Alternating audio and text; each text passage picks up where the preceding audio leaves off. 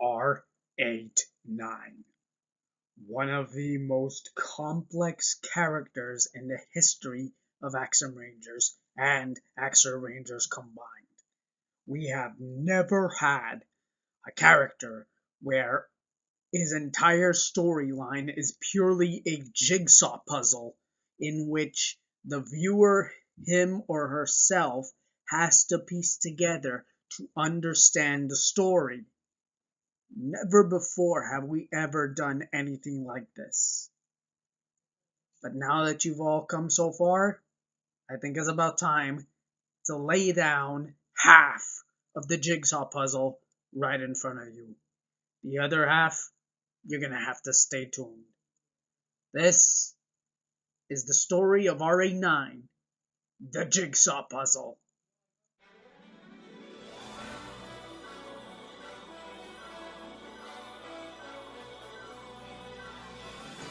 So the story begins with a young loyal ranger who is part of XRA, born in planet Nibiris by a couple of noblemen, and let's just say he ends up becoming an orphan because, well, Lord Nibiris kills the parents for a deed that the devil was against. So basically, if you side against the devil and you do good deeds for the forbidden people, then obviously you're going to be murdered by the devil Nibiris himself.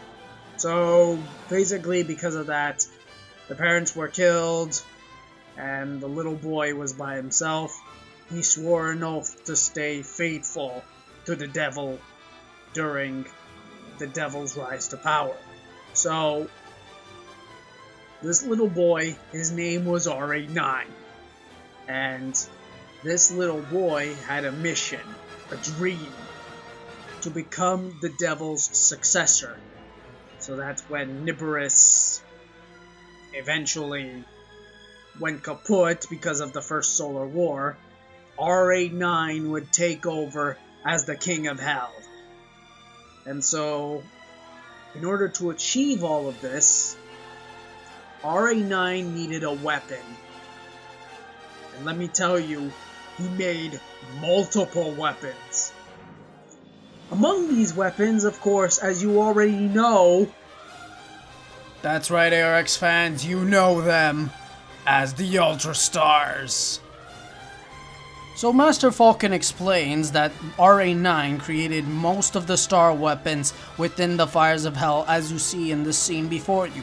We see Master Falcon and Void Ranger speaking about R89, as we see exactly where those weapons were forged under Lord Nibiris' supervision. And ladies and gentlemen, let me tell you, there were so many weapons that were forged. And these weapons are the following. R89 forged Pandora's box. He forged an axe. He forged a grapple. He forged bombs. And of course, he forged the Ultra Stars. But that is just some of the weapons. A couple of other weapons which were very important to R89's weapon creation were the R8 soldiers that would obey his every command. Of course, 2 of these R8 soldiers would rebel against R89, hence all hell would break loose, even if R89 had control over both of them. R89 even went as far as asking a local to paint a portrait of R89, which resulted in the Bricks Revolution as well as the Apophis Reformation. So a lot of you are probably asking yourself, what the hell was the Apophis Reformation and what in the heck was the Bricks Revolution? Well, let me explain. After the creation of the R8 painting, which was requested by R89 himself, the Bricks Revolution began, in which all the protesters basically said to themselves, "Selves, we are gonna pay our own taxes to buy a guillotine so we can behead the king." Because basically what was happening was the king was very abusive to all of its civilians. Not to mention, R89 resented this king because he refused to bow before R89. And so what happened was, because R89 hated the king, he wanted him dead. So he spoke to the civilians, the protesters, and he agreed with them to charge a tax in which if the civilians would buy their teas and all their, all British produce and what have you, in return, R89 would fund for the guillotine, which was later used to behead the King of Bricks. And with that, the Bricks Revolution came to an end, and then began the Apophis Reformation. Now, the Apophis Reformation, for those of you that have been watching the Axem Ranger episodes with Britain Ranger as the main villain, basically what happened was the Apophis Federation wanted to split from the Bricks, and what happened was began the Apophis Revolution, also known as the Axem Ranger parody of the American Revolution. So basically, the Axem Ranger Apophis Federation, they basically said F you to Bricks, and they pretty much started a war. And with that, all of the people that were once part of Bricks, they all basically got massacred because of the Apophis Federation.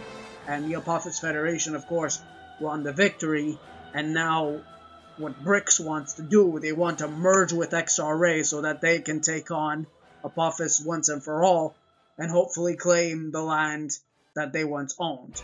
Apophis obviously is going to rebel against them and basically cause another war, which will eventually result in annihilation, that is, if they cannot come to a peace treaty.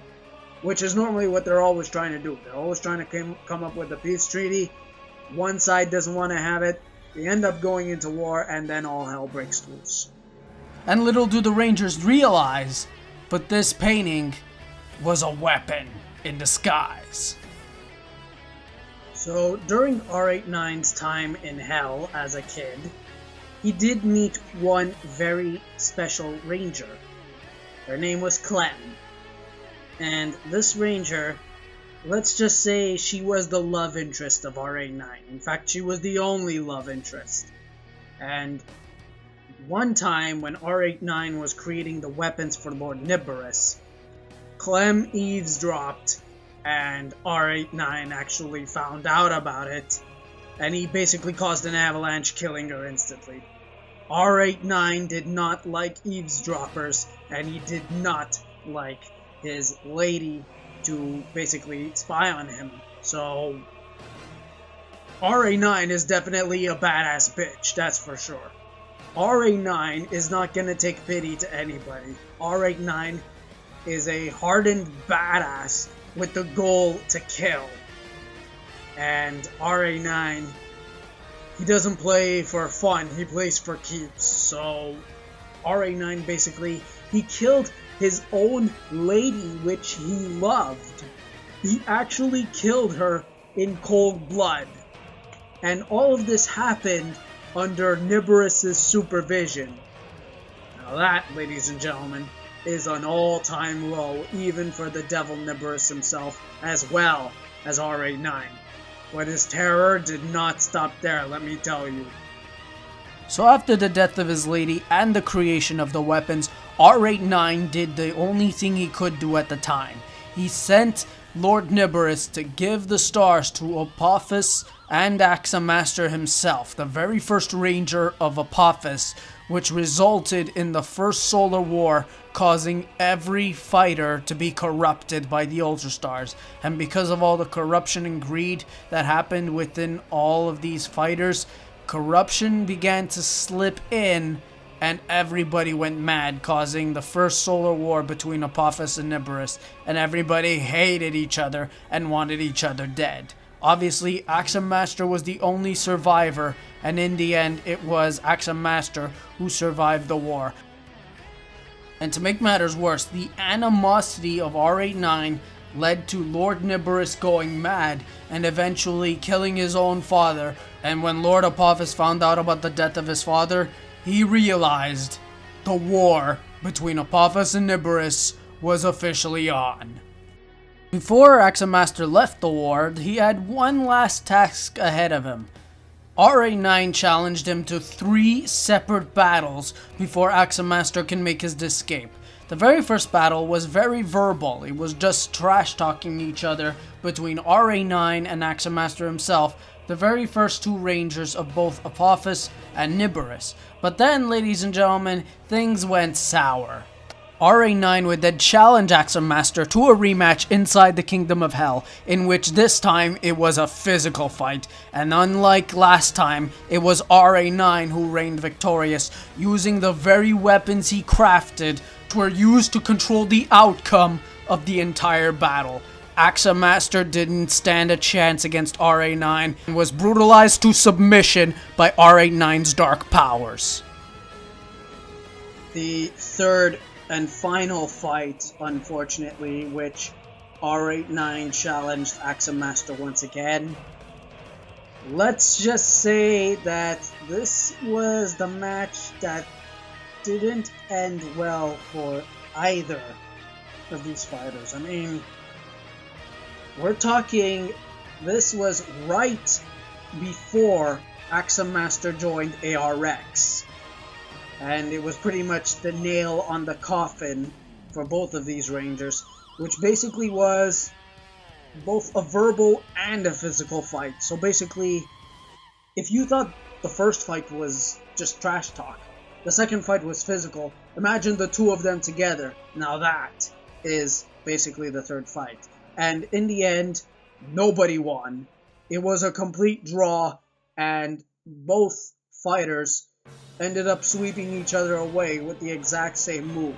They both used a tidal wave on each other, and they were both sent to 2 different directions. Lord Nibiris's right-hand servant, R89, he ended up going to Jambeo, which, as we already know, is the starting point of when Void Ranger finds out about R89. Meanwhile, Axem Master ends up going to Imperial Base, where he meets Blood Ranger for the very first time. Now, throughout the original Axem Rangers X series, Master Falcon was seen as the main villain, and Master Falcon understood the true power of R89's Ultra Stars, and he planned to use them as a weapon of war against Apophis and the Chosen One, Red Ranger. Obviously, it didn't turn out well, and R89's powers came into effect and took Master Falcon's life during the battle against Red Ranger. And because of that, all the Rangers eventually realized that R89's powers are not to be messed with. A few years later, Void and Dragus Ranger end up breaking into a museum where they find a piece of parchment paper containing a letter that was written by R89. So following the battle between Axem Master and R89, R89 was swept off into Bamboo Blue Beach, where a couple of locals found him and tried to bury him. Unfortunately, that plan backfired, and R89 ended up digging his way out of his grave, and he eventually crawled himself into Jambeo, where he found the Jacinto tree, and from there, he started consuming its tree sap. So Void Ranger arrived to the Jacinto tree, where he finally found out how R89 was still living. Apparently, R89 was drinking the tree sap of the Jacinto tree, which in return would make R89 immortal depending on how much Jacinto tree sap R89 consumed. Now, unfortunately, R89 did consume tree sap for thousands of years, which did make him immortal, hence why R89 is the only ranger at the moment of XRA to consume the powers of the Blue Flower, also known as Blue Fire. Now, throughout the years, R89 knew exactly what was happening between him and Void Ranger. So much so that he even cut a broadcast during one of the pay-per-view events, and he posted a threat to the Dark Lord of Nibiris, Master Falcon, ordering him to send out his best champion, whom we all know today as Void Ranger. R89 did not take Master Falcon's refusal easily. He began doing multiple terrible things, including rigging Project Darkfire, rebuilt by XRA and used to take control in order to destroy Void Ranger. R89 even went as far as starting ritual sacrifices against the wishes of Void Ranger, whom he despised at the time, and Void Ranger had not seen R89 ever in person until very day when R89 tried to sacrifice Void Ranger's Swan Princess. And then a mad scientist stole the blueprints of R89 to create the R8 soldiers. In result, the mad scientist was massacred by his R8 soldiers, in which R89 eventually sent a speech, a hate speech, to all who opposed R89, including Void Ranger himself.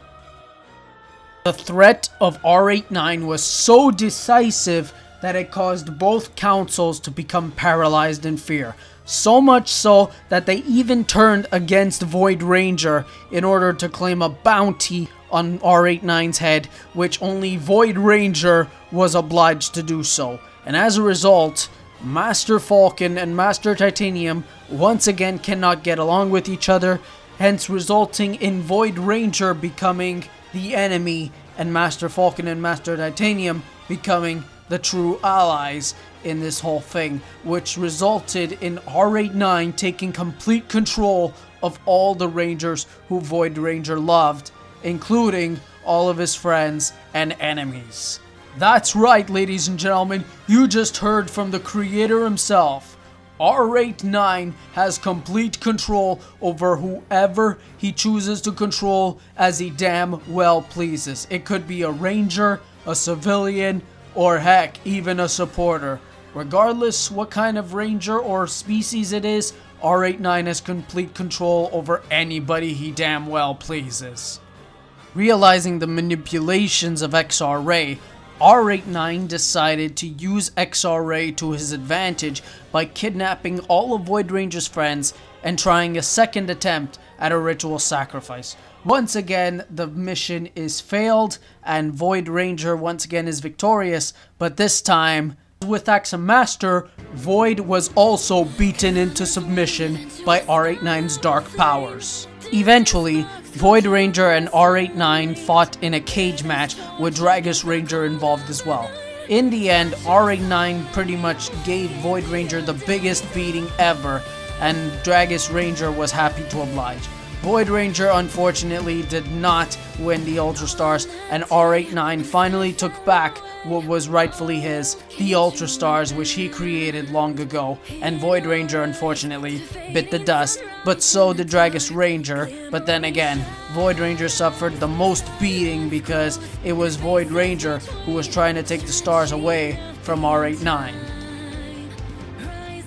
To this very day, every Ranger in Ascension and XR-Ray is gunning for R89. Why? Because the bounty has increased and R89 has become more dangerous than ever. Hence why every Ranger in the entire multiverse wants a piece of R89 for themselves. Obviously, it's becoming even more dangerous than ever. At the same time, Void Ranger needs to use extra caution, because if these bounties do get out of hand, everyone can turn against each other and there will never be peace in this entire multiverse. I guess I can conclude this story by saying that the recent crime that R89 has created was basically the attack on the Hikawa Shrine, in which R89 attacked Sailor Mars's friends, and ladies and gentlemen, it did not end well for Black Ranger either. R89 was basically searching for Void Ranger. As you may or may not know, Void Ranger did do a number on R89 back at Hardcore Rules, and R89 did want vengeance against Void Ranger. But since Void Ranger wasn't there and he was supposed to meet Black Ranger, he took his aggression out on Sailor Mars and her family. Hence, Black Ranger and Sailor Mars ended up being injured, as well as her family and friends, and R89 pretty much got away with his entire R8 army by his side. Realizing that Void Ranger was never at Hikawa Shrine, Void Ranger would then go off to Britannia, where R89 attacks him and creates a brand new breed of Rangers under R89's vicious command. They call themselves the Thorium Rangers, and R89 is ready to make Void Ranger become one of them.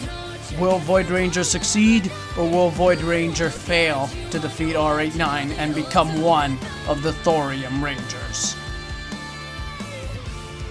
And ladies and gentlemen, that's pretty much where we are at the moment with the story of R89.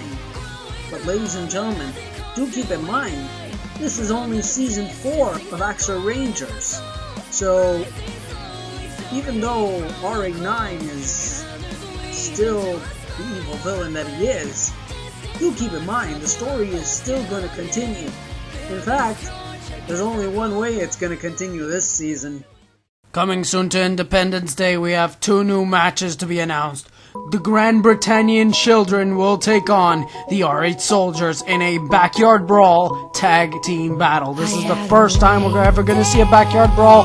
Happy 4th of July, everybody. And then, Void Ranger will battle Master R89, and if Void Ranger loses, he must become a Thorium Ranger. Master R89 vowed that he was going to make it possible. Axem Rangers S Independence Day, more matches coming soon, 10 episodes away.